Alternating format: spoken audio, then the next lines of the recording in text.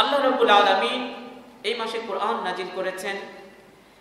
নবী করিম সাল্লাল্লাহু আলাইহি সাল্লাম মাহে রমজান যখন আসতেন তখন সাহাবীদেরকে বলতেন, তোমাদের সামনে রমজান মাস সমাগত, এই মাসটা হচ্ছে বরকতপূর্ণ মাস। সম্মানিত দিনী ভাইরা, আমরা রমজান মাসের জন্য প্রস্তুতি নিব, আমাদেরকে নিতেই হবে। প্রস্তুতি যে শুধু আমরা নিচ্ছি সেটা কিন্তু না, আসমানের মধ্যেও কিন্তু আলাদা একটা প্রস্তুতি নেওয়া হয়, প্রস্তুতি চলে। তো আমরা যারা জমিনে আছি আমাদেরকে প্রস্তুতি গ্রহণ করতে হবে। আসমানের প্রস্তুতি কেমন? আল্লাহ রাব্বুল আলামিন মাহে রমজানের সম্মানার্থে আসমানের উপরে জান্নাতের যতগুলো দরজা আছে প্রত্যেকটা দরজাকে খুলে দেন। আসমানের যত দরজা আছে ফুতিহাত আবওয়াবুস সামা, সবগুলো দরজা খুলে দেন। রহমতের যে দরজা আছে সবগুলো দরজা খুলে দেন। জাহান্নামের দরজাকে বন্ধ করে দেওয়া হয়। ওয়ালিল্লাহি উতাকাউ মিনান নার ওয়া যালিকা ফি কুল্লি লাইলাতিন। আল্লাহ রাসূল বলেছেন, রমজান মাসের প্রত্যেকটা রাতে অসংখ্য বান্দাকে আল্লাহ রাব্বুল আলামিন জাহান্নাম থেকে মুক্তি দিয়ে থাকেন। তা রমজান মাসকে কেন্দ্র করে আসমানে আল্লাহর পক্ষ থেকে কেমন ধরনের ব্যবস্থা, কেমন ধরনের প্রস্তুতি নেওয়া হয়, এই প্রস্তুতি, এই ব্যবস্থা আমাদেরকে এটাই বুঝিয়ে দেয় যে রমজানের জন্য প্রত্যেকটা গুনাহগার বান্দা, বিশেষ করে মুমিন বান্দারা প্রস্তুত হয়ে যাও। এই যে বিশাল প্রস্তুতি আসমানে নেওয়া হচ্ছে, ঊর্ধ্ব আকাশে নেওয়া হচ্ছে, এই প্রস্তুতির মধ্যে জমিনবাসী যে প্রস্তুতিমূলক কাজগুলো করবে, ইবাদতগুলো করবে, সেগুলোর কি বকশিশ আছে সেটাও বলে দেওয়া হয়েছে। মাহে রমজানে আমাদের মূল ইবাদত কি? সিয়াম পালন করা। মান সামা রমাদানা ঈমানান ওয়া ইহতিসাবান গুফিরা লাহু মা তাকাদ্দামা মিন যারবিহি। যে ব্যক্তি ঈমানের সাথে সওয়াবের আশা নিয়ে রমজান মাসে সিয়াম পালন করে, আল্লাহ রাব্বুল আলামিন তার পূর্বে সমস্ত গুনাহ ক্ষমা করে দেন। এর পাশে আরেকটা চমৎকার একটা ইবাদত ফজিলতপূর্ণ, সেটা কি? তারাবির সালাত। মান কামা রমাদানা ঈমানান ওয়া ইহতিসাবান গুফিরা লাহু মা তাকাদ্দামা মিন যারবিহি। যে ব্যক্তি ঈমানের সাথে সওয়াবের আশা নিয়ে কিয়ামুল লাইল করলো, তারাবির সালাত আদায় করলো, আল্লাহ রাব্বুল আলামিন সেই ব্যক্তির পূর্বের সমস্ত গুনাহকে ক্ষমা করে দিলেন। একইভাবে মাহে রমজানের আরেকটা চমৎকার সুযোগ হচ্ছে কি? লাইলাতুল কদর। এই লাইলাতুল কদরে আল্লাহ কি বলেছেন? হাজার মাসের চেয়ে উত্তম। আর আল্লাহ রাসূল বলেছেন, মান কামা লাইলাতুল কদরি ঈমানান ওয়া ইহতিসাবান গুফিরা লাহু মা তাকাদ্দামা মিন যারবিহি। যে ব্যক্তি ঈমানের সাথে সওয়াবের আশা নিয়ে লাইলাতুল কদরের কিয়ামুল লাইল করলো, জেগে ইবাদত করলো, আল্লাহ রাব্বুল আলামিন সেই ব্যক্তির সমস্ত গুনাহ ক্ষমা করে দেন। তাহলে দেখেন, রমজান মাসের সিয়াম, রমজান মাসের কিয়াম, রমজান মাসের লাইলাতুল কদর উদযাপন, এমনকি মানুষকে যে আমরা ইফতার করাবো তার সমপরিমাণ সওয়াব দেওয়া হবে, ইত্যাদি সওয়াব আর পুরস্কারের সম্পৃক্ত একটি ইবাদতের মাস হচ্ছে মাহে রমজান। তো আল্লাহ রাব্বুল আলামিন আসমানে যে প্রস্তুতি নিয়েছেন, প্রস্তুতির ব্যবস্থা করেছেন, এবং জমিনবাসীরা এই মাসে যে সমস্ত ইবাদত করলে তাদেরকে বকশিশ দেওয়া হবে বলে ঘোষণা দিয়েছেন। এমন একটি মাসকে সার্থক করার জন্য আমরা পৃথিবীবাসী যারা আছি আমাদেরকেও প্রস্তুতি গ্রহণ করতেই হবে, প্রস্তুতি গ্রহণ করতে হবে। এই মাসের এই যে সমস্ত ইবাদতের মাধ্যমে মহা পুরস্কার লাভ করা যায়, এই মাসে যে সমস্ত আমলের মাধ্যমে জীবনের সমস্ত গুনাহগুলোকে ক্ষমা করিয়ে নেওয়ার ব্যবস্থা করা যায়, এই সমস্ত আমলে আমাদেরকে যত্নবান হতে হবে। এই যত্নবান হওয়ার জন্যই, এই ইবাদতগুলোকে সার্থক করার জন্যই রমজানের পূর্বে আমাদের কিছু প্রস্তুতি নেওয়া জরুরি। আজকে আলোচনার বিষয়টা এটাই, প্রস্তুতিটা নেওয়া জরুরি। কেন জরুরি তার ভূমিকাটা একটু আমি টেনে দিলাম সংক্ষেপে। আমাদের প্রস্তুতি কি? যেহেতু বিশাল এক সুযোগের মাস রমজান, ইবাদতের মাস রমজান, নিজেকে জাহান্নাম থেকে মুক্ত করার জন্য, জান্নাতের সৌভাগ্যশীল বাসিন্দা হওয়ার জন্য আমাকে আপনাকে মানসিকভাবে এবং শারীরিকভাবে প্রস্তুত থাকতে হবে। মানসিক প্রস্তুতি, আগে থেকে মন মেজাজ ঠিক করে নেন, চিন্তা ভাবনাগুলো, পরিকল্পনাগুলোকে সাজিয়ে নেন, রমজানে কিভাবে কিভাবে ইবাদত বন্দেগীগুলো আঞ্জাম দিবেন।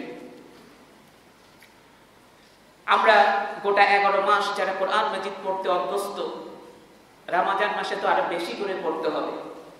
অন্তত গোটা বছরেও যদি, গোটা বছরের পুরো মাসে গুলোতেও যদি কেউ কোরআন মাজিদ খতম নাও করে থাকে, আমরা দেখি মাহে রমজানে তারাও কোরআন মাজিদ অন্তত পক্ষে একবার খতম করার জন্য চেষ্টা করে থাকে। অত্যন্ত সুন্দর একটি অভ্যাস, প্রশংসনীয় একটা আমল।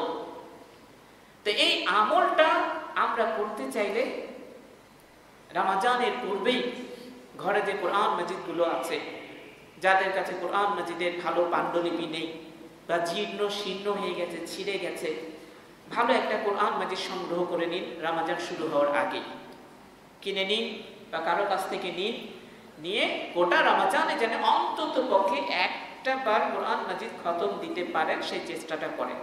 খতম দেওয়া কোনো শর্ত না, যাদের আকাঙ্ক্ষা আছে তারা দেন, সুন্দরভাবে তার তিলের সাথে তেলাওয়াতের মাধ্যমে যদি পারেন দেন।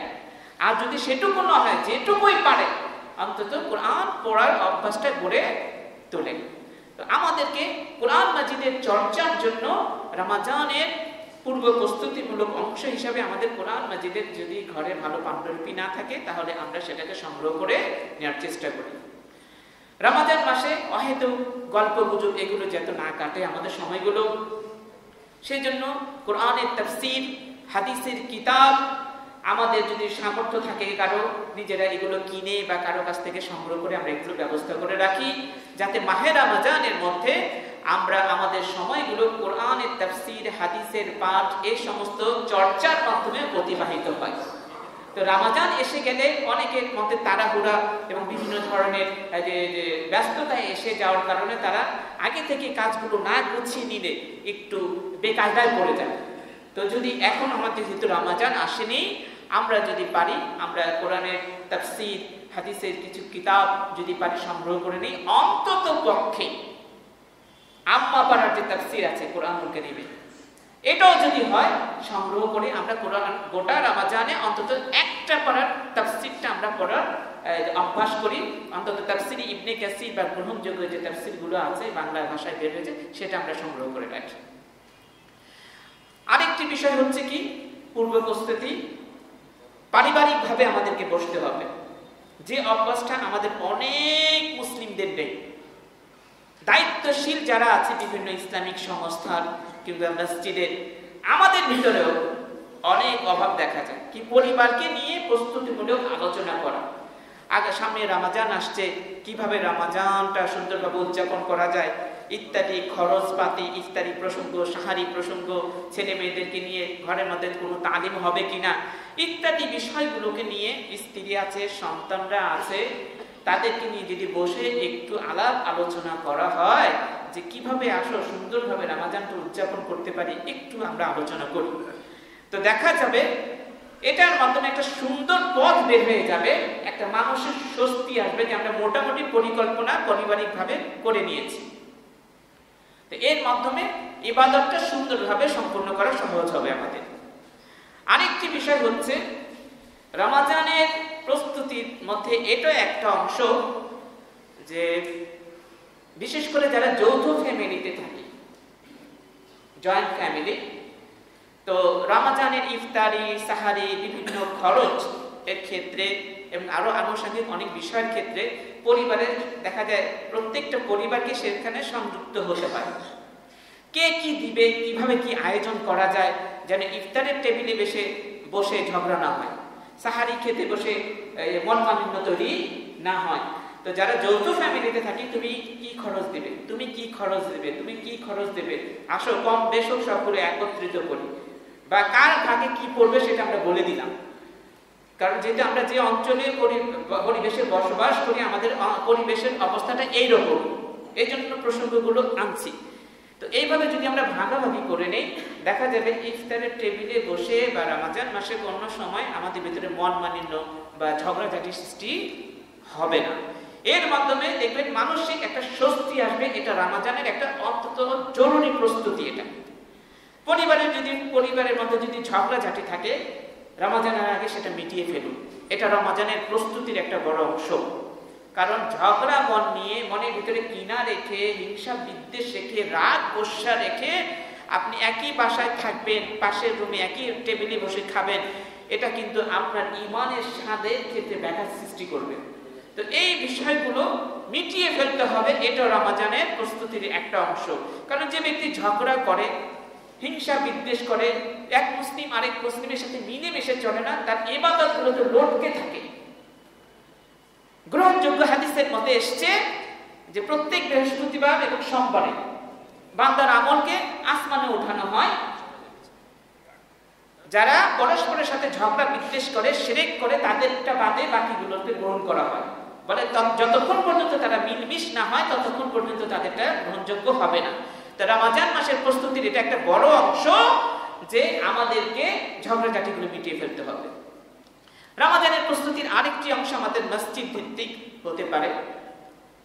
সেটা কি, যে সমস্ত গোটা বাংলাদেশের বিশেষ করে যতগুলো মসজিদ আছে, মসজিদের কমিটি আছে, আয়োজক আছে, যারা এটা ব্যবস্থাপনার কাজ করে, লাইটটা ঠিক হলো কিনা, পানির ব্যবস্থাটা সঠিক আছে কিনা, যে সমস্ত মসজিদে এসি আছে সেগুলো ঠিক আছে কিনা, মুসল্লিদের সমস্যা হচ্ছে কিনা, এই কাজগুলো নিয়ে যদি কমিটি আগে থেকে জিনিসগুলো সমাধান করে ফেলেন, রমজানে অন্তত সালাত পড়তে এসে কে পানি নিয়ে, ফ্যান নিয়ে, লাইট নিয়ে ইত্যাদি বিষয়গুলো নিয়ে অভিযোগ করে মসজিদে চেঁচামেচি করে রোজার অবস্থায় ঝগড়া বাঁধিয়ে দেওয়ার চেষ্টা করবে না। যদি হয় তাহলে কমিটি এই গুণার দায়িত্বভার বহন করবে। তারাও করবে, দায়ী কারা হবে? কমিটি না। যেহেতু তারা একটা দায়িত্বে আছে, তাদের এটা ব্যবস্থা করে নিতে হবে যাতে তারা এই জিনিসটা কেউ অভিযোগ পেশ করতে না পারে, তাদের সামর্থ্য অনুযায়ী তারা এই ব্যবস্থাটা নিবে। একইভাবে রমজানের প্রস্তুতির মধ্যে আরেকটা অংশ হচ্ছে, যেহেতু রমজানের চমৎকার একটা ফজিলতপূর্ণ ইবাদত হচ্ছে তারাবির সালাত। তো ইবাদত করলাম, ইবাদত কবুল হলো না, এটা তো সঠিক না। আমাদের দেশগুলোতে যেভাবে তারাবি পড়া স্বয়ংক্রিয় মেশিনের মতো ওঠে আর নামে, যে সালাতকে সালাতই বলা যায় না। তো এই যে সালাত সালাতই না, যে সালাত হলাত হিসেবে গ্রহণযোগ্য হয় না, সেই সালাত করে লাভটা কি? প্রত্যেকটা মসজিদের মধ্যে, বিশেষ করে যে মসজিদগুলোতে তারাবি সালাতের কিয়ামুল লাইলের ব্যবস্থা থাকবে, তারা হাফেজ নিয়োগের ক্ষেত্রে বলেই দিবে তারতিলের সাথে কোরআন তিলাওয়াত করবে। 1 ঘন্টার 1.5 ঘন্টার কোনো প্যাকেজ দিয়ে দেওয়া যাবে না। এর মধ্যে শেষ করতে হবে, এত তারিখের মধ্যে খতম করতে হবে, নো। এগুলো শরীর সিস্টেম নয়। তাদেরকে বলে দিতে হবে সিস্টেম অনুযায়ী ধীরে ধীরে সাথে সালাতের যে ইতমিনান, রুকু, সিজদা সঠিক পূর্ণভাবে আদায় করার মাধ্যমে তুমি সালাত আদায় করবা। যদি এইভাবে প্রস্তুতি নিয়ে হাফেজটা ফিক্সড করে রমজানের আগেই, তাহলে অন্তত তারাবির মাধ্যমে যে ফজিলতটা পাওয়া যাবে মাহে রমজানে, সেই প্রস্তুতিটা সার্থক হবে, এই সালাতটা ইনশাআল্লাহ মাকবুল সালাত হবে। এরপরে আরেকটি বিষয় হচ্ছে আমাকে যেটা শেষ করতে বলা হয়েছে, সেটা হলো কি, কেনাকাটার ব্যাপারগুলো। যে জিনিসগুলো আমাদের প্রস্তুতির ভিতরে নেগেটিভ প্রস্তুতি না বোধক, সেটা কি, আমাদের দেশগুলোতে দেখা যায় রমজান আসলে আমাদের খরচে বিশাল একটা বোঝা মাথায় যেন চেপে আসে। রমজান মাসে আমরা যাকাত দেই, এটা বোঝা নয়, সওয়াবের কাজ মনে করে দেই, এটা আলাদা কথা। রমজানের মধ্যে বোনাস দিতে হয়, ঈদের কেনাকাটা করতে হয়, আরো যে কত খরচ, আত্মীয় স্বজন অমুক জায়গায় এই সেই ফর্মালিটি পালন করতে হবে, নাহলে সংসারে এমন ঝগড়া লাগবে শেষ দশক যেন তাদের রোজা নাকি মাটি হয়ে গেছে। বহু জায়গায় বউ পর্যন্ত ঈদের আগে বাপের বাড়ি চলে গেছে, এবার নাকি ঈদটাই তার মাটি। তো আমরা এই সমস্ত বোনাসের ব্যাপারগুলো, ঈদের কেনাকাটাগুলোর ব্যাপারগুলো, এগুলো যদিও শরীয়ত আমাদের আবশ্যক করে দেয়নি, আমরা রমজানের আগে প্রস্তুতি হিসেবে এগুলো কেনাকাটাটা সেরে নিতে পারি। যদিও কেনাকাটা করতে হবে, ঈদের কাপড় চোপড়, হ্যাঁ, এই সমস্ত বিষয় শরীয়ত আমাদের জন্য জরুরি করে দেয়নি, কিন্তু যাদের দরকার আছে, প্রয়োজন মনে করছেন, রমজানের আগে সেরে নেন। আমি ব্যক্তিগতভাবে সেরে ফেলেছি, আমার পরিবারের যারা আছে কাপড় চোপড় কেনা আমি সব সেরে ফেলেছি 2 দিন আগে। কিসের জন্য? রমজানের প্রস্তুতি, যাতে রমজান মাসে আমাকে মার্কেটে টইটই করে ঘুরতে না হয়, ওটা কিনতে না হয়, ওটা কিনতে না হয়। তো এই জিনিসগুলো যদি আমরা ঠিক করি, তাহলে দেখা যাবে রমজান মাসে স্বাচ্ছন্দ্যে আমরা ইবাদত বন্দেগী করতে পারবো। এটা না হলে দেখা যায় রমজানের শেষ দশকে এসে আমরা গোলমেলে করে ফেলি, আমাদের মনের ভিতরে যে একটা প্রশান্তি আসবে শেষ দিকে, সেটা আসা না এসে আমাদের ভিতরে একটা অশান্তি বা অস্থিরতা বিরাজ করে। তো আমরা আপনাদের কাছে আবেদন করছি এবং আল্লাহ রাব্বুল আলামিনের কাছে আমাদের সবার জন্য তৌফিক চাচ্ছি, আমরা রমজানের ইবাদতগুলো সুন্দরভাবে করার জন্য ভালোভাবে প্রস্তুতি নিতে পারি। আল্লাহ রাব্বুল আলামিন সেই তৌফিক আমাদেরকে দান করুন। আসসালামু আলাইকুম ওয়া রাহমাতুল্লাহি ওয়া বারাকাতুহু। ওয়া আলাইকুম ওয়া রাহমাতুল্লাহি ওয়া বারাকাতুহু। আলহামদুলিল্লাহি রাব্বিল আলামিন ওয়া উসাল্লি ওয়া উসাল্লিমু আলা নাবিয়্যিনা মুহাম্মদ ওয়া আলা আলিহি ওয়া সাহবিহি আজমাইন, আম্মা বা'দ। قال الله تعالى: شهر رمضان الذي أنزل فيه القرآن إلى آخر الآية. وقال النبي الكريم صلى الله عليه وسلم عن عبد الله بن عمرو رضي الله عنه قال: قال رسول الله صلى الله عليه وسلم: الصيام والقرآن يشفعان للعبد يوم القيامة إلى آخر الحديث. বাংলাদেশ জমিয়তে আহলে হাদিস ঢাকা মহানগর, জমিয়ত সুবহানে আহলে হাদিস ঢাকা মহানগর দক্ষিণ কর্তৃক আয়োজিত বাংলাদেশের ঐতিহ্যবাহী ঐতিহাসিক নাজিরবাজার বড় মসজিদে আজকের রমাদান শীর্ষক আলোচনা সভার সম্মানিত সভাপতি, আমাদের সকলের শ্রদ্ধাভাজন এবং আমাদের মুরব্বী জনাব আলী হোসেন হাফিজাহুল্লাহ উপস্থিত রয়েছেন। আজকের রমাদান শীর্ষক আলোচনা সভার প্রধান অতিথির আসন অলঙ্কৃত করেছেন বিশিষ্ট আলেমে দ্বীন, শিক্ষাবিদ, গবেষক, বহু গ্রন্থ প্রণেতা, মিডিয়া ব্যক্তিত্ব ফদিলাতুল Sheikh doctor Shahidullah Khan Madani হাফিজাহুল্লাহ, secretary general Bangladesh জমিয়তে আহলে হাদিস, উপস্থিত অন্যান্য ঢাকা মহানগরের নেতৃবৃন্দ এবং সুবহানের নেতৃবৃন্দ, বিশেষ করে আজকের সঞ্চালনের দায়িত্বে রয়েছেন জমিয়ত সুবহানে আহলে হাদিস বাংলাদেশ ঢাকা মহানগর দক্ষিণের সম্মানিত সভাপতি হাফেজ ওসিমউদ্দিন সজীব হাফিজাহুল্লাহ, এবং আমার সামনে উপবিষ্ট বিভিন্ন এলাকা থেকে আগত সম্মানিত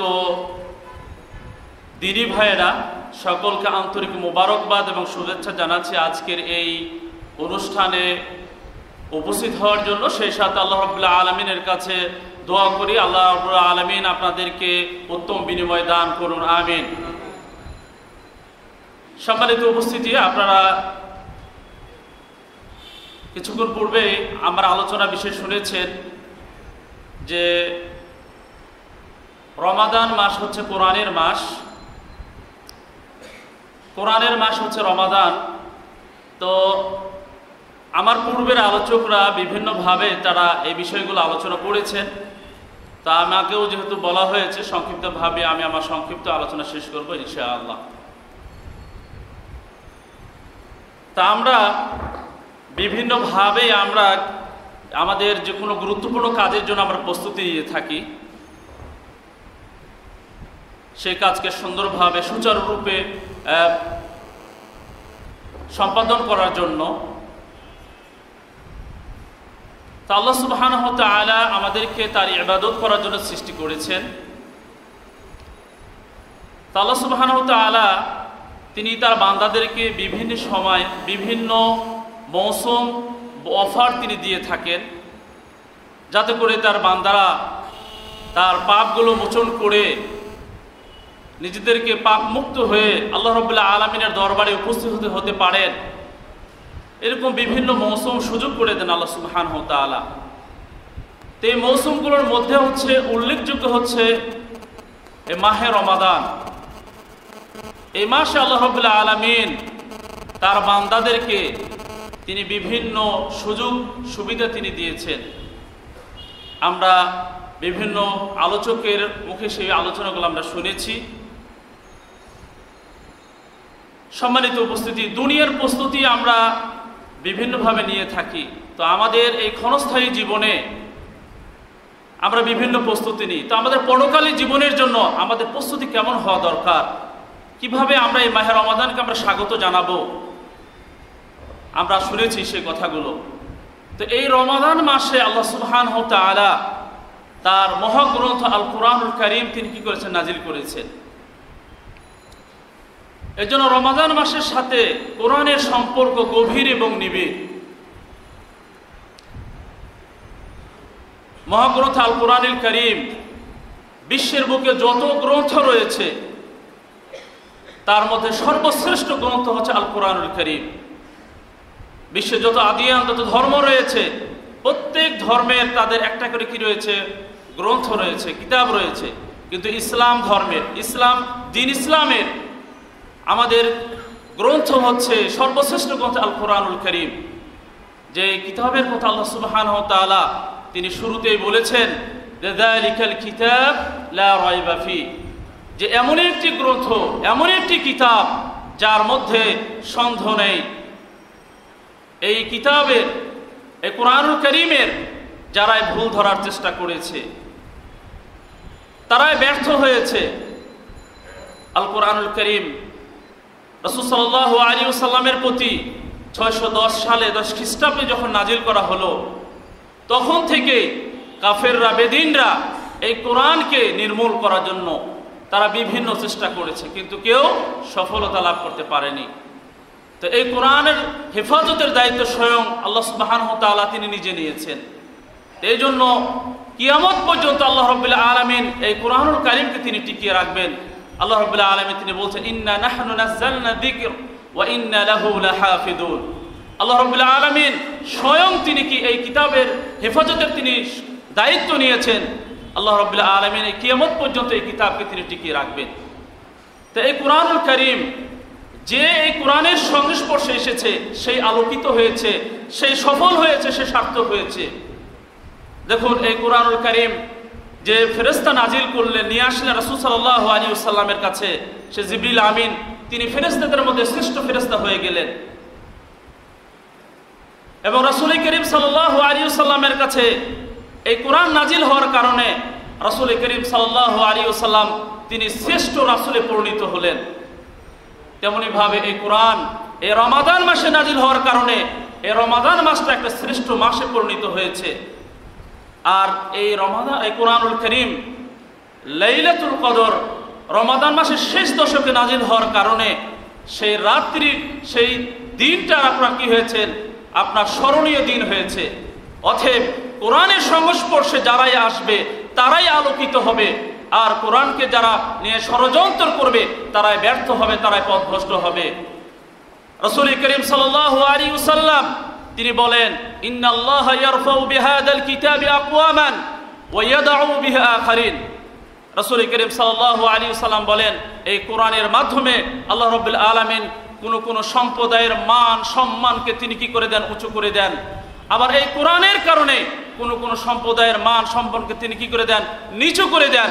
অর্থাৎ যারা কোরআনকে নিয়ে তেলাওয়াত করে, গবেষণা করে, কোরআনকে নিয়ে তার জীবন পরিচালনা করে, তার সামাজিক, অর্থনৈতিক, পারিবারিক জীবনকে সে সুন্দরভাবে সাজায় কোরআনের মাধ্যমে, আল্লাহ রাব্বুল আলামিন তাকে মর্যাদা দান করেন, তার জীবনকে সুন্দর করেন।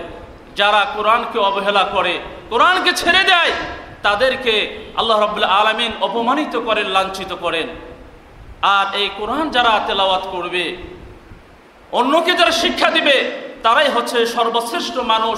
যেটা রাসূল করিম সাল্লাল্লাহু আলাইহি ওয়াসাল্লাম তিনি বলেছেন যে, খায়রুকুম মান তাআল্লামাল কুরআনা ওয়া আল্লামা, তোমাদের মধ্যে সেই ব্যক্তি উত্তম যে নিজে কোরআন শিখে এবং অপরকে শিখায়। সম্মানিত উপস্থিতি, এই জন্য আমাদের সামনে সেই কোরআন নাজিলের মাস রমাদান মাস আমাদের সামনে আগত। সালফে সালেহিনগণ তারা এই রমাদান মাস পাওয়ার জন্য তারা 6টি মাস তারা কি আল্লাহ রাব্বুল আলামিনের কাছে তারা প্রার্থনা করত যে রমাদান মাস যাতে তারা পেয়ে যায়। আর রমাদান শেষ করার পর বাকি 5 মাস তারা আল্লাহর কাছে দোয়া করতেন, এই যে রমাদান মাসে যে সমস্ত ইবাদত করেছেন এগুলো যাতে আল্লাহ রাব্বুল আলামিন কবুল করেন। তো সম্মানিত ভাইরা, সালফে সালেহিন তারা এত ইবাদত করতে, আল্লাহ রাব্বুল আলামিনের নৈকট্যশীল বান্দা ছিলেন। তারা যদি এরকম ইবাদত করে থাকেন, তাহলে আমরা নগণ্য বান্দা, আমাদের কি পরিমাণ ইবাদত করা দরকার, আমাদের কি পরিমাণ আল্লাহ রাব্বুল আলামিনের ইবাদত করা দরকার, আমরা কি ভেবে দেখেছি? সম্মানিত উপস্থিতি, এই কোরআন কিয়ামতের দিন সুপারিশকারী হিসাবে আসবে। তা আমরা কি সে কোরআনের সুপারিশ পেতে চাই? আপনারা একটু হাত উঁচু করে দেখাবেন যে আমরা কি কোরআনের সুপারিশ পেতে চাই? আলহামদুলিল্লাহ, আমরা সকলেই কোরআনের সুপারিশ পেতে চাই। তো এই কোরআনের সুপারিশ যদি আমরা পেতে চাই, তাহলে আমাদের কি করতে হবে? এই কোরআনের তেলাওয়াত করতে হবে, অধ্যয়ন করতে হবে, কোরআনকে বুঝতে হবে। কারণ রাসূল করিম সাল্লাল্লাহু আলাইহি ওয়াসাল্লাম তিনি বলেন, ইকরাউল কোরআন ফাইন্নাহু ইয়াতি ইয়াউমাল কিয়ামাতি শাফিয়ান লিআসহাবিহি, যে তোমরা বেশি বেশি করে কোরআন পাঠ করো, কারণ এই কোরআন তোমাদের জন্য কিয়ামতের দিন সুপারিশকারী হিসেবে আসবে। সম্মানিত উপস্থিতি, রাসূল করিম সাল্লাল্লাহু আলাইহি ওয়াসাল্লাম তিনি আরো বলেছেন, ওয়াল কোরআন হুজ্জাতুন লাকা ওয়া আলাইকা, কোরআন তোমার পক্ষে যাবে এবং কোরআন তোমার বিপক্ষে যাবে। অর্থাৎ কোরআনকে যারা তেলাওয়াত করবে, কোরআনকে যারা অধ্যয়ন করবে, কোরআন তাদের জন্য সুপারিশকারী হিসাবে আসবে। আর কোরআনকে যারা পরিত্যক্ত অবস্থায় রাখবে, ছেড়ে দিবে, কোরআন তাদের জন্য বিপক্ষে যাবে। এজন্য আমাদেরকে সাবধান থাকতে হবে, সতর্ক থাকতে হবে। কোরআন যদি কারোর বিরুদ্ধে আপনার সাক্ষী হয়ে দাঁড়ায়, তাহলে কিন্তু তার মুক্তির কোনো পথ থাকবে না। সম্মানিত উপস্থিতি, এই কোরআনের সংস্পর্শে যারা আসবে, তেলাওয়াত করবে, তাদের জন্য অফুরন্ত সওয়াব রয়েছে, যা বিশ্বের কোনো গ্রন্থ তেলাওয়াত করলে সওয়াব নেই, কিন্তু আল কোরআনুল কারীম তেলাওয়াত করলে একটি আপনার অক্ষরে 10টি করে সওয়াব রয়েছে। রাসূল করিম সাল্লাল্লাহু আলাইহি ওয়াসাল্লাম তিনি বলেন, মান কারা হারফাম মিন কিতাবিল্লাহ ফালাহু হাসানা ওয়াল হাসানাতু বিআশরি আমসালিহা, যে ব্যক্তি কোরআনের একটি হরফ তেলাওয়াত করবে, তার জন্য 10টি সওয়াব রয়েছে। আর আল্লাহ রাব্বুল আলামিন এই এককে তিনি 10 গুণে তিনি বৃদ্ধি করে দেন। সম্মানিত উপস্থিতি, এই জন্য আমাদের কি করতে হবে? এই কোরআনকে নিয়ে গবেষণা করতে হবে, কোরআনকে তেলাওয়াত করতে হবে। কারণ এই কোরআন হচ্ছে আল্লাহ রাব্বুল আলামিন, কোরআন আমাদের হেদায়েতের জন্য তিনি কি করেছেন? আল্লাহ রাব্বুল আলামিন দিয়েছেন হুদাল লিন-নাস, মানব জাতির হেদায়েতের জন্য আল্লাহ রাব্বুল আলামিন এই কোরআনকে তিনি নাজিল করেছেন। সম্মানিত উপস্থিতি, রাসূল করিম সাল্লাল্লাহু আলাইহি ওয়াসাল্লাম বলেন, মাজতামা কওমুন ফি বাইতিন মিন বুয়ুতিল্লাহ ইয়াতলুনা কিতাবাল্লাহ ওয়া ইয়াতাদারাসুনা বাইনাহুম ইল্লা নাযালাত আলাইহিমুস সাকিনা। রাসূল করিম সাল্লাল্লাহু আলাইহি ওয়াসাল্লাম বলেন যে মাজতামা কওমুন ফি বাইতিন মিন বুয়ুতিল্লাহ, কোন সম্প্রদায় তারা কি করে? আল্লাহ রাব্বুল আলামিনের ঘরে তারা বসে, তারা কি করে? একে অপরে তারা আল্লাহ রাব্বুল আলামিনের কিতাবকে তারা চর্চা করে, পড়ে, অনুধাবন করে। আল্লাহ রাব্বুল আলামিন তাদের প্রতি কি করেন? অনুগ্রহ করেন, তাদের প্রতি রহমত বর্ষণ করেন। এমনকি ফেরেশতারা তাদের প্রতি কি করেন? তাদের প্রতি রহমত বর্ষণ করেন। গর্তের পিপিলিকা তাদের জন্য দোয়া করতে থাকে, আপনার সমুদ্রের মাছ তাদের জন্য কি করতে? দোয়া করতে থাকে। তা আমরা যদি আল্লাহ রাব্বুল আলামিনের নৈকট্য বান্দা হতে চাই, তাহলে আমাদেরকে কি করতে হবে? এই কোরআন তেলাওয়াত করতে হবে। সম্মানিত উপস্থিতি, আমরা এত হতভাগ্য যে আজকে আমরা বিভিন্ন গ্রন্থ, বিভিন্ন কিতাব, বিভিন্ন ভাষা আমরা জানি, কিন্তু কোরআনকে আমরা জানি না। কোরআনকে আজকে আমরা অবহেলা করে ছেড়ে দিচ্ছি। দেখি আমরা সাধারণ বিষয় আমরা দেখতে পাই যে একটা যদি এমপি, মন্ত্রী বা চেয়ারম্যান বা কোনো রাষ্ট্রপতির কাছ থেকে যদি আমার কাছে কোনো মেসেজ আসে, চিঠি আসে, সেটা অন্য ভাষায় হোক, ইংরেজি ভাষা বা অন্য ভাষায়, যদি আমি সেটা পড়তেও না পারি, তাহলে সেটা পড়ার জন্য আমি ব্যাকুল হয়ে যাই যে প্রধানমন্ত্রীর কাছ থেকে আমার কাছে কোনো মেসেজ এসেছে, চিঠি এসেছে, সেটা পড়ার জন্য আমি অনেক চেষ্টা করি। কিন্তু মহা গ্রন্থ আল কোরআনুল কারীম, যিনি আমাদের সৃষ্টিকর্তা, যিনি আমাদের মৃত্যুদাতা, যে আল্লাহ রাব্বুল আলামিন আমাদেরকে কোরআন দিলেন, যে যিনি সৃষ্টিকর্তা আমাদের, তার কিতাবকে আমরা আজকে অবহেলায় ছেড়ে দিচ্ছি। এই রমাদান মাসে আল কোরআনুল কারীম আল্লাহ রাব্বুল আলামিন তিনি নাজিল করেছেন, যেটা আল্লাহ রাব্বুল আলামিন সূরা বাকারার মধ্যে বলেছেন যে শাহরুর রমাদানাল্লাযী উনজিলা ফীহিল কোরআন, যে রমাদান মাসে আল্লাহ রাব্বুল যে এই শাহরুর রমাদান মাসে এমন একটি মাস, যে মাসে আল্লাহ রাব্বুল আলামিন কি করেছেন? পবিত্র কোরআনুল কারীম তিনি নাজিল করেছেন। যে কোরআনটা এসেছে মানুষের হেদায়েতের জন্য। তো সম্মানিত উপস্থিতি, আমাদেরকে এই কোরআনের সাথে আমাদের সম্পর্ক বাড়াতে হবে, এই কোরআনকে আমাদের বেশি বেশি তেলাওয়াত করতে হবে। কারণ রাসূল করিম সাল্লাল্লাহু আলাইহি ওয়াসাল্লাম তিনি এই কোরআনকে তিনি অধ্যয়ন করার জন্য, তেলাওয়াত করার জন্য আমাদেরকে তিনি কি বলেছেন? রাসূল করিম সাল্লাল্লাহু আলাইহি ওয়াসাল্লাম তিনি বলেন যে আল কোরআনু ওয়াস সিয়ামু ইয়াশফিআন লিল আবদি ইয়াউমাল কিয়ামা, যে কোরআন এবং সিয়াম কিয়ামতের দিন মানুষের কি করবে? আপনার সুপারিশকারী হিসাবে আসবে। অর্থাৎ কোরআন বলবে, হে আল্লাহ রাব্বুল আলামিন, তোমার এই বান্দাকে আমি রাত্রিতে নিদ্রা থেকে আমি তাকে বিরত রেখেছিলাম, সে তোমার তেলাওয়াত করেছে।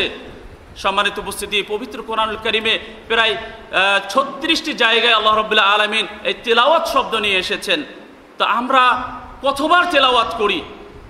আমাদেরকে পরিকল্পনা আমাদের আঁকতে হবে যে এই রমাদান মাসকে কে কেন্দ্র করে আমরা কমপক্ষে একবার হলেও আমরা কি করব, আমাদের এই কোরআনকে আমরা খতম করব, আমরা শেষ করার চেষ্টা করব। এই কোরআনকে শেষ করার আমরা অনেকগুলো পথ রয়েছে, পদ্ধতি রয়েছে। বিশেষ করে আমরা যদি নিয়মিতভাবে কিয়ামুল লাইল, সালাতুত তারাবি যদি আমরা আদায় করি, এখন আলহামদুলিল্লাহ প্রায় প্রতিটা মসজিদে কোরআন খতম করা হয় তারাবির মাধ্যমে। তো আমরা যদি প্রতিদিন যদি আমরা তারাবির সালাত আদায় করি, তাহলে কিন্তু এই কোরআন শুনে শুনে আমাদের কি হয়ে যাবে, পুরা কোরআন আমাদের শোনা হয়ে যাবে আলহামদুলিল্লাহ। এটা একটা হতে পারে। দ্বিতীয়ত, আমরা যদি 5 ওয়াক্ত সালাতের পরে আমরা প্রতিটা ওয়াক্তের পর 4 পৃষ্ঠা করে যদি আমরা কোরআন তেলাওয়াত করি, তাহলে ইনশাআল্লাহ আপনার 30 দিনে 30 পারা আপনার কোরআনকে খতম করা সম্ভব। তো এটা একটা সহজ একটা পদ্ধতি। আমরা যদি প্রতি ওয়াক্তে আপনার নামাজের পর, ফরজ নামাজের পর আমরা 4 পৃষ্ঠা করে পড়ি, তাহলে কমপক্ষে আমার একবার খতম হবে ইনশাআল্লাহ। আর যা আমরা বেশি উদ্যমী, বেশি করতে চাই, আমরা 8 পৃষ্ঠা করলে 2 বার হবে। আপনার 12 পৃষ্ঠা যদি আমরা পড়ি তাহলে 3 বার হবে। তো সালফে সালেহিন তারা কোরআনকে তারা এই রমাদান মাসে তারা বেশি বেশি তেলাওয়াত করতেন, বেশি বেশি করে এই কোরআন পাঠ করার তারা চেষ্টা করতেন। সম্মানিত উপস্থিতি, অথবা আসুন এই কোরআনকে আমরা কি করি, অধ্যয়ন করি, তেলাওয়াত করি। কারণ এই কোরআন হচ্ছে আল্লাহ রাব্বুল আলামিন কোরআনের মধ্যে সবকিছু আমাদের সমাধান দিয়েছেন। আল্লাহ রাব্বুল আলামিন তিনি বলছেন, ওয়ানাজ্জালনা আলাইকাল কিতাবা তিবয়ানান লিকুল্লি শাই ওয়া হুদাও ওয়া রাহমাতাও ওয়া বুশরা লিল মুমিনিন লিল মুসলিমিন। আল্লাহ রাব্বুল আলামিন বলছেন যে ওয়ানাজ্জালনা আলাইকাল কিতাবা তিবয়ানান লিকুল্লি শাই। আল্লাহ রাব্বুল আলামিন বলেন, আমি তোমার উপরে এমন কিতাব নাজিল করেছি যে সকল কিছুর কি সুস্পষ্ট আল্লাহ রাব্বুল আলামিন দিয়ে দিয়েছেন এই কোরআনে। তিবয়ানান লিকুল্লি শাই, স্পষ্ট করে আল্লাহ রাব্বুল আলামিন কি করেছেন, তিনি বর্ণনা করে দিয়েছেন। এবং সেটার কি হুদাও ওয়া রাহমা, সেটার হেদায়েত এবং রহমা কাদের জন্য? লিল মুসলিমিন, মুসলমানদের জন্য হেদায়েত, এবং সেটা হচ্ছে রহমত স্বরূপ। সম্মানিত উপস্থিতি, আল্লাহ রাব্বুল আলামিন তিনি এই পবিত্র কোরআনের কথা তিনি আরও বলেছেন যে মা ফাররাতনা ফিল কিতাবি মিন শাই। আল্লাহ রাব্বুল আলামিন কোনো কিছুই তিনি বর্ণনা করতে কি ছেড়ে দেননি। আল কোরআনের মধ্যে সব কিছু আল্লাহ রাব্বুল আলামিন তিনি কি করেছেন, বর্ণনা করেছেন। এবং সেই সাথে আল্লাহ রাব্বুল আলামিন তিনি বলতেছেন যে কোরআন যেটা হেদায়েতের জন্য মানুষের কাছে কি করা হচ্ছে, মানুষের হেদায়েতের জন্য আল্লাহ রাব্বুল আলামিন নাজিল করেছেন। যে আল্লাহ রাব্বুল আলামিন বলছে ইন্না হাযাল কুরআনা ইয়াহদি লিল্লাতী হিয়া আকওয়াম। আল্লাহ রাব্বুল আলামিন বলছেন যে ইন্না হাযাল কুরআন, নিশ্চয় এই কোরআন, ইয়াহদি লিল্লাতী হিয়া আকওয়াম, যে এই কোরআন হচ্ছে আপনার এমন একটি সরল সৎ পথ যা মানুষকে সরল পথ দেখায়। বুশরা লিল মুমিনিন, এবং মুমিনদের জন্য আল্লাহ রাব্বুল আলামিন কি সুসংবাদ রেখেছেন। অতএব আমাদেরকে এই কোরআনের সঙ্গে আমাদের সম্পর্ক বাড়াতে হবে। আল্লাহ রাব্বুল আলামিন আমাদেরকে এই কোরআনের সাথে আমাদের সম্পর্ক যাতে বাড়িয়ে দেন। এই রমাদান মাসে যাতে আমরা বেশি বেশি নিজেরা কি কোরআন তেলাওয়াত করতে পারি, নিজেদের পরিবার পরিজনকে যাতে আমরা কি করতে পারি, এই কোরআনের শিক্ষায় শিক্ষিত করতে পারি। সম্মানিত উপস্থিতি, বাংলাদেশ জমিয়তে আহলে হাদিসের স্বীকৃত যুব এবং ছাত্র সংগঠন জমিয়ত সুবহানে আহলে হাদিস বাংলাদেশ, আপনারা শুনেছেন ইতিমধ্যে যে আলহামদুলিল্লাহ আমরা সময়োপযোগী বিভিন্ন পদক্ষেপ কর্মসূচি আমরা হাতে নিচ্ছি। বিশেষ করে এই রমাদান মাস উপলক্ষে আমরা একটা লিফলেট বের করেছি, এবং গত জুমায় এই 7 মহল্লায় 7টা জুমার মসজিদে এই লিফলেট বিতরণ করা হয়েছে সিয়ামে রমাদান। এবং সেই সাথে আমরা এই রমজান মাসে যাতে কোরআনের সাথে সবাই সম্পৃক্ত হতে পারে, এই জন্য জমিয়ত সুবহানে আহলে হাদিস বাংলাদেশ স্বতন্ত্র একটা আপনার এসো কোরআন শিখি নামে আপনার একটা সিলেবাস প্রণয়ন করা হয়েছে, যেখানে যাতে 30 দিনে 28 দিনের মধ্যে কোরআন ধরতে পারে। কায়দা শেষ করে যারা বিভিন্ন দোয়া আছে, সালাতের প্রশিক্ষণ, বিভিন্ন বিষয় আছে, এই কর্মসূচি ইনশাআল্লাহ বিভিন্ন জেলায়, থানায়, কেন্দ্রে ইনশাআল্লাহ এটা আমরা পাঠিয়ে দিচ্ছি। আমাদের এই সিলেবাসগুলো বিভিন্ন জেলাতে এগুলো অনুষ্ঠিত হবে। তো আপনারা দোয়া করবেন এবং আমাদের এই কর্মসূচিতে আপনারা সহযোগিতা করবেন।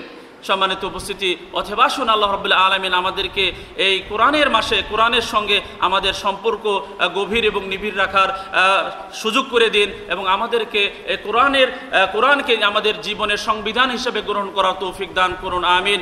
পরিশেষে আমি কর্তৃপক্ষকে ধন্যবাদ এবং কৃতজ্ঞতা জ্ঞাপন করছি যে আমাকে আমন্ত্রণ জানার জন্য এবং এখানে কথা বলার সুযোগ করে দেওয়ার জন্য, এবং ঢাকা মহানগর দক্ষিণ এবং ঢাকা মহানগর এলাকার যারা দায়িত্বশীল রয়েছেন তারা মাশাআল্লাহ যুগোপযোগী তারা বিভিন্ন দাওয়াতি প্রোগ্রাম হাতে নেন। আল্লাহ রাব্বুল আলামিন তাদের এই খেদমতকে, তাদের এই আঞ্জামকে কবুল করুন। আল্লাহ রাব্বুল আলামিন তাদেরকে উত্তম বিনিময় দান করুন। আউযু বিল্লাহি মিনাশ শাইতানির রাজীম। ইয়া আইয়ুহাল্লাযীনা আমানু কুতিবা আলাইকুমুস সিয়াম কামা কুতিবা আলাল্লাযীনা মিন ক্বাবলিকুম লাআল্লাকুম তাত্তাকুন। وقال نبينا محمد صلى الله عليه وسلم من لم يدع قول الزور والعمل به والجهل فلا حاجة لله أن يدع طعامه وشرابه أو كما قال النبي صلى الله عليه وسلم। ঢাকা মহানগর দক্ষিণ জমঈয়ত শুব্বানে আহলে হাদিস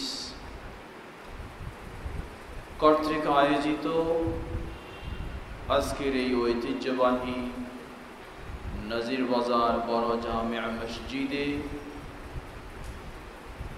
রমাদান শীর্ষক আলোচনা সভার সম্মানিত সভাপতি, নিবেদিত প্রাণ, আমাদের অত্যন্ত প্রিয় জনাব আলী হোসেন, সভাপতি ঢাকা মহানগর ও সভাপতি অত্র শাখা জমঈয়ত আহলে হাদিস। উপস্থিত রয়েছেন কেন্দ্র জমঈয়ত আহলে হাদিসের সম্মানিত তথ্য প্রযুক্তি ও পরিসংখ্যান বিষয়ক সেক্রেটারি জনাব আনোয়ারুল ইসলাম জাহাঙ্গীর।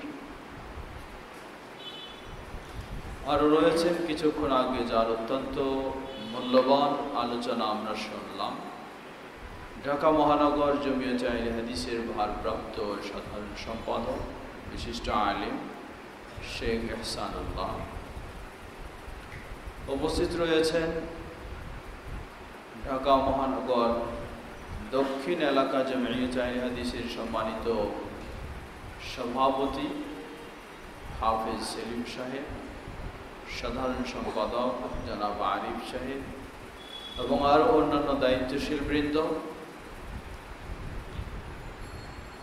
উপস্থিত রয়েছেন বাংলাদেশ জমিয়ত আহলে হাদিসের একমাত্র অঙ্গ সংগঠন জমিয়ত শুব্বানে আহলে হাদিসের কেন্দ্রীয় সভাপতি বিশিষ্ট আলেমে দ্বীন শেখ ইসহাক ইরশাদ মাদানী। অনেকে আলোচনা রেখেছেন সেই মাগরিব থেকে, তাদের মাঝে হয়তো অনেকে রয়েছেন, বিশেষ করে শেখ অত্র মাদ্রাসাতুল হাদিসের সুযোগ্য ভাইস প্রিন্সিপাল শেখ আল আমিন মাদানী ও অন্যান্য আলোচক বৃন্দ। সঞ্চালনায় রয়েছেন ঢাকা মহানগর দক্ষিণের সম্মানিত সভাপতি হাফেজ সজীব এবং ঢাকা মহানগরের সাংগঠনিক সেক্রেটারি জনাব সুফিয়ান সোহেল। আমন্ত্রিত অতিথিবৃন্দ, উলামায়ে কেরাম, আমার সামনে সমবেত প্রিয় দিনী ভাই ও পর্দার আড়ালের বোনেরা,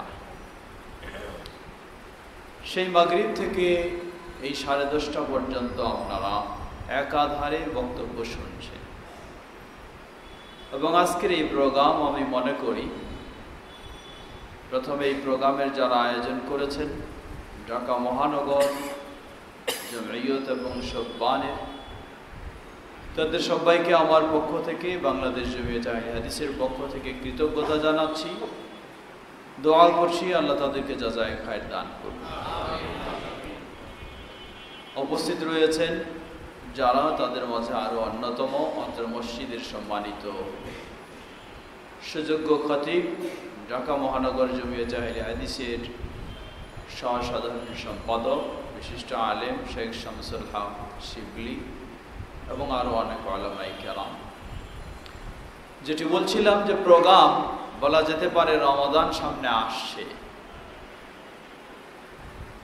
মাসব্যাপী এই রমাদানের সিয়াম কি কি আমাদের প্রয়োজন তার উল্লেখযোগ্য সব বিষয়গুলি নিয়েই আজকের এই সেমিনারে বা আলোচনা সভায় বিশিষ্ট আলোচকগণ আলোচনা করেছেন।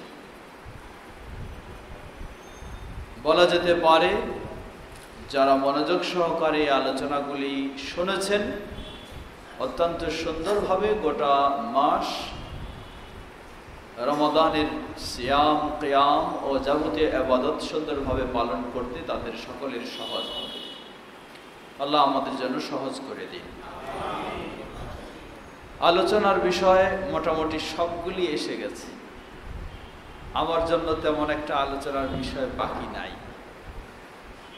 এজন্য যারা বিষয় নির্ধারণ করেছিলেন আমি ওনাদেরকে বলেছিলাম যে বিষয় তো আলহামদুলিল্লাহ সবাই চলে আসছে, তো আমার তেমন আর বিষয় নিয়ে আলোচনা করার প্রয়োজন নেই। শুধুমাত্র আমি ইসলামের প্রতিটি ইবাদতের কয়েকটি দিক রয়েছে। প্রথম হলো এই ইবাদতের মাধ্যমে আল্লাহর আনুগত্য করা, দাসত্ব করা।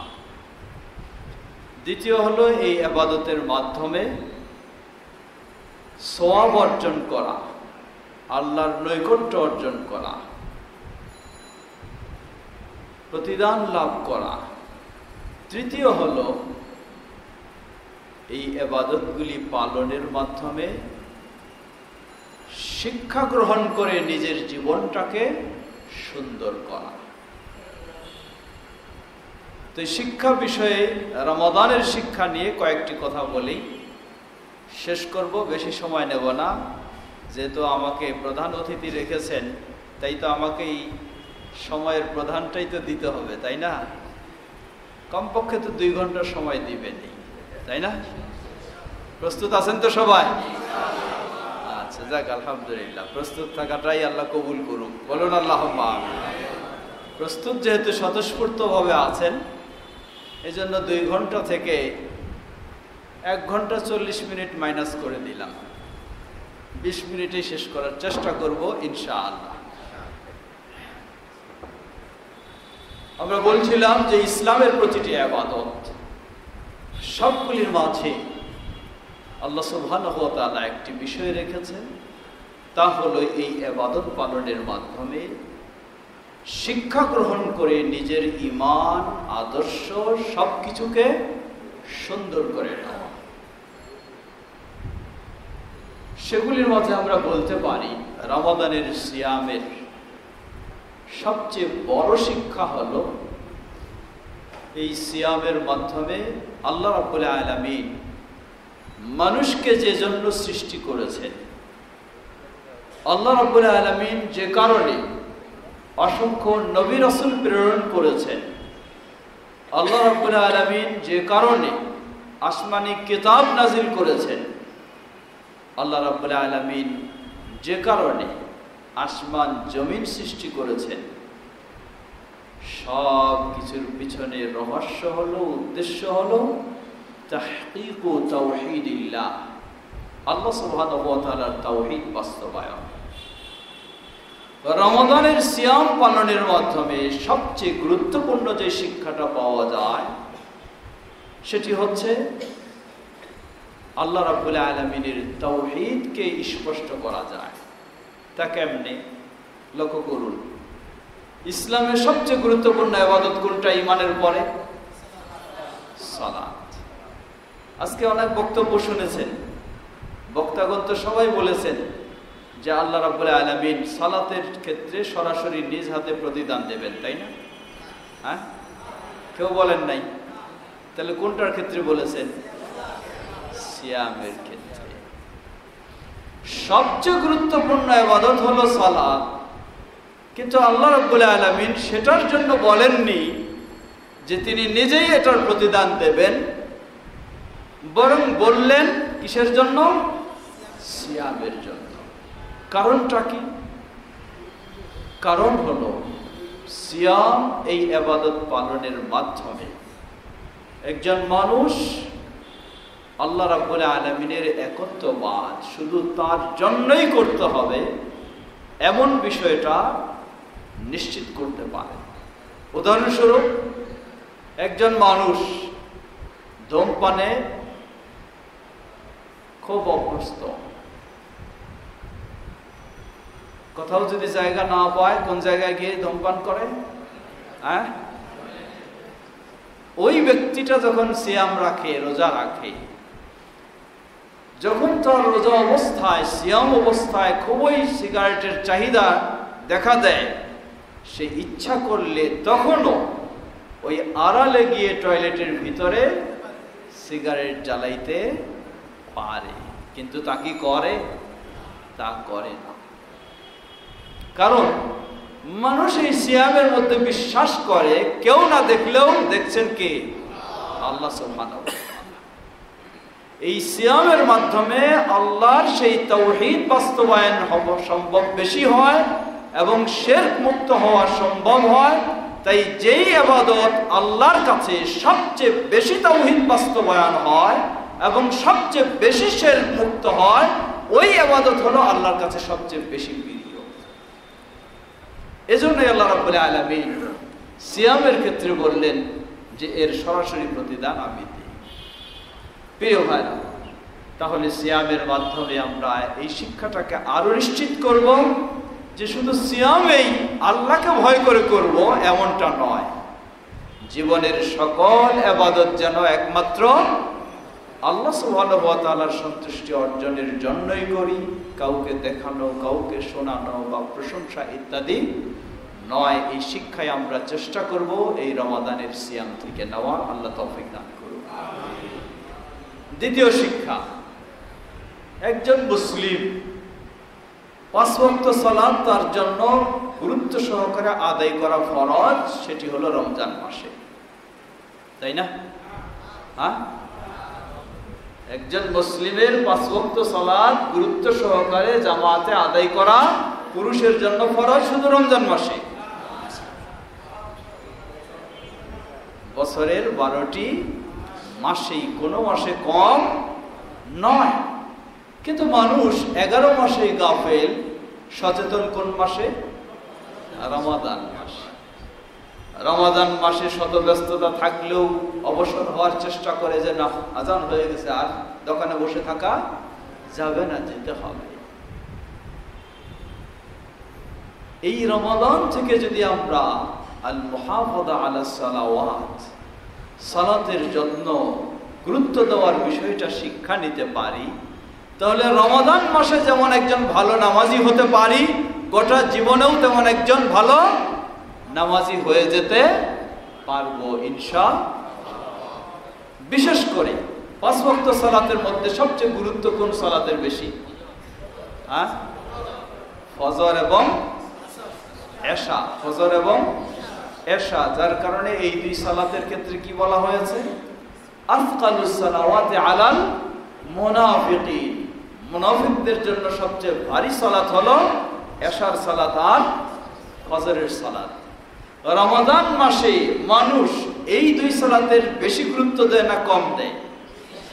বেশি গুরুত্ব দেয়।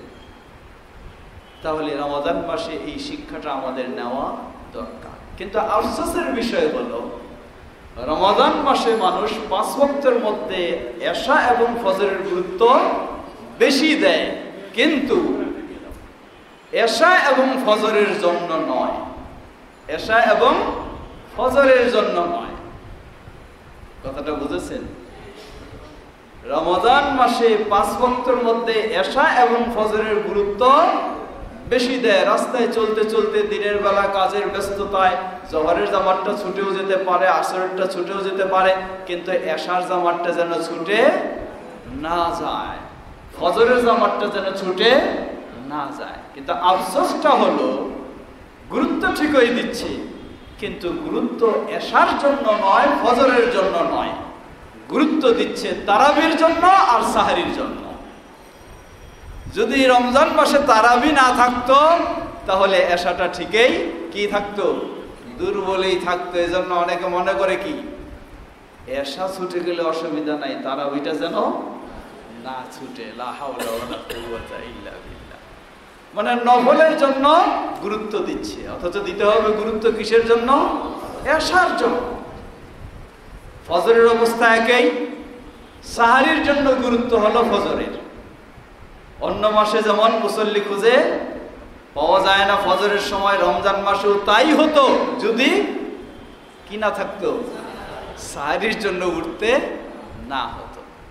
তা আমাদের মনে রাখতে হবে সাহারির জন্য ফজরের গুরুত্ব নয়, ফজরের জন্য ফজরের গুরুত্ব দিতে হবে, এশার জন্য এশার গুরুত্ব দিতে হবে, তারাবির জন্য নয়। তবে যেভাবেই হোক রমাদান মাসে আমাদের এই সালাতের গুরুত্ব রয়েছে। এই গুরুত্বটা যদি আমরা রমাদান থেকে, রমাদান মাসকে বলা হয় শাহরু আত-তাজরিব, প্রশিক্ষণের মাস। রমাদান মাসে যদি আমরা এই প্রশিক্ষণ নিতে পারি তাহলে আমাদের পক্ষে সম্ভব, যেমনইভাবে রমজান মাসে 5 ওয়াক্ত সালাত গুরুত্ব দিয়ে আদায় করেছি, গোটা জীবনেও ঠিক সেভাবেই সম্ভব হবে ইনশাআল্লাহ। আমাদের সে তৌফিক দান করুন। তৃতীয় বিষয় আসুন, রমাদান মাস শুরু না হতেই বেশ কিছু প্রস্তুতি এসে যায়। সেই প্রস্তুতিগুলির মধ্যে একটি হলো কোরআন মাজিদ যদি রেডি না থাকে রেডি করা শুরু করে দিই, তাই না? কোরআন কোথায় আছে খুঁজে দেখি, বাড়িতে আছে কি না। কারণ কখন কি করতে হবে? রমজান মাসে তেলাওয়াত করতে হবে, কোনো সন্দেহ নেই। রমাদান মাসকে বলা হয় কিসের মাস? কোরআনের মাস। এ মাসে বেশি কোরআন আমরা তেলাওয়াত করব, বেশি চর্চা করব। কিন্তু কোনো মুসলিমের জন্য এমন হতে পারে না যে রমাদান চলে যাবে কোরআনের সাথে সম্পর্ক হারিয়ে যাবে, এমনটা কখনো হতে পারে না। অতএব রমাদান থেকে যেন আমরা এই শিক্ষাটাও নেই যে রমাদান চলে গেলেও কোরআনের সম্পর্ক যেন আমাদের চলে না যায়। কোরআন হলো হুদাল লিল মুত্তাকিন, আমাদের গাইড বুক হচ্ছে কোরআন, সঠিক পথের দিশা দেবে আমাদেরকে কোরআন। সুতরাং একজন মুমিনের প্রতিটি মুহূর্তে কোরআনের সম্মুখীন হতে হবে তার সঠিক দিক নির্দেশনা ও পথপ্রাপ্তির জন্য। ঠিক রমাদান মাস আরেকটি শিক্ষণীয় বিষয়, এটি আরো অত্যন্ত গুরুত্বপূর্ণ। মানুষ আসলেই ধৈর্য কম, বিরক্ত বেশি, এটি স্বভাবগতই। কিন্তু রমাদান মাস কি শিক্ষা দেয় আমাদেরকে? ধৈর্যের শিক্ষা দেয় না? বিশাল ধৈর্যের শিক্ষা দেয়। ছটফট করলেও খাওয়ার কোনো সুযোগ নাই, সামনে সব প্রস্তুত, খাওয়ার সুযোগ আছে। বিশাল ধৈর্যের পরিচয়। শুধু ধৈর্যের নয়, হুসনুল খুলুক। রমাদানের সিয়াম আমাদেরকে আমাদের আদর্শ সুন্দর করার একটা বিরাট শিক্ষা দেয়। কিন্তু এই শিক্ষাটাও যদি আমরা রমাদান থেকে নিতে পারি তাহলে গোটা জীবনেই আমরা সুন্দর আদর্শের মানুষ হয়ে যেতে পারবো ইনশাআল্লাহ। সহিহুল বুখারীর হাদিস, আল্লাহ রাসূল সাল্লাল্লাহু আলাইহি ওয়াসাল্লাম বললেন, যখন রমাদান মাসে তোমরা কি করো না, কেউ যেন নোংরা কথাবার্তা না বলে, অশ্লীলতায় জড়িয়ে না যায়, ওয়ালা ইয়াসখাব, চেঁচামেচিও যেন না করে, হই হুল্লোড় যেন না করে। এমনকি কেউ যদি এসে আমাকে গালি দেওয়া শুরু করে, শুধু গালি নয়, আমাকে চড়থাপ্পড় দেওয়া শুরু করে দেয়, আমারও কাজ সাথে সাথে বীরত্বের পরিচয় দিতে হবে, তারও উল্টা গালি দেবো, চড়থাপ্পড় দিয়ে দিব, তাই না? এটা না, তাহলে আমার কি কাজ? আল্লাহ রাসূল সাল্লাল্লাহু আলাইহি ওয়াসাল্লাম বললেন, তুমি বলো আমি একজন রোজাদার। তুমি আমাকে গালি দিতে পারো, আমার সাথে দুর্ব্যবহার করতে পারো, আমার গায়ে হাত দিতেও পারো, কিন্তু আমি একজন রোজাদার, আমি ভালো মানুষ। সুবহানাল্লাহ, আমি ভালো মানুষ। তোমাকে আমি কখনো খারাপ গালি দিতে পারি না, তোমাকে আমি তোমার সাথে তর্কে জড়িয়ে যেতে পারি না, ঝগড়ায় আমি লিপ্ত হতে পারি না। আমার জন্য দায়িত্ব কর্তব্য হলো, রাসূলের নির্দেশ হলো, আমাকে বলতে হবে, ভাই আমি একজন রোজাদার মানুষ, আমি তোমাকে কিছু করব না। সুবহানাল্লাহ। এই শিক্ষা যদি আমরা রমাদানে নিতে পারি তাহলে গোটা জীবনে আমাদের পক্ষে সম্ভব হবে ঝগড়া তর্ক এড়িয়ে যাওয়া। সম্ভব হবে না? সম্ভব হবে। তখনই আমরা হব সুন্দর মানুষ। শুধু সুন্দর মানুষ নয়, আল্লাহ রাসূল সাল্লাল্লাহু আলাইহি ওয়াসাল্লাম বলেন, আমি তার জন্য জান্নাতের একটি অট্টালিকার দায়িত্ব নিয়ে নেই। মান তারাকাল মিরাআ ওয়া ইন কানা মুহিক্কা, যে ব্যক্তি কি করে? ঝগড়া তর্ককে বর্জন করে, যদিও সে ঝগড়া তর্ক করার অধিকার রাখে, এরপরেও যদি সে এটাকে বর্জন করে, রাসূল সাল্লাল্লাহু আলাইহি ওয়াসাল্লাম বলছেন যে আমি তার জন্য জান্নাতে একটি অট্টালিকার দায়িত্ব নিয়ে নিই। সুবহানাল্লাহ।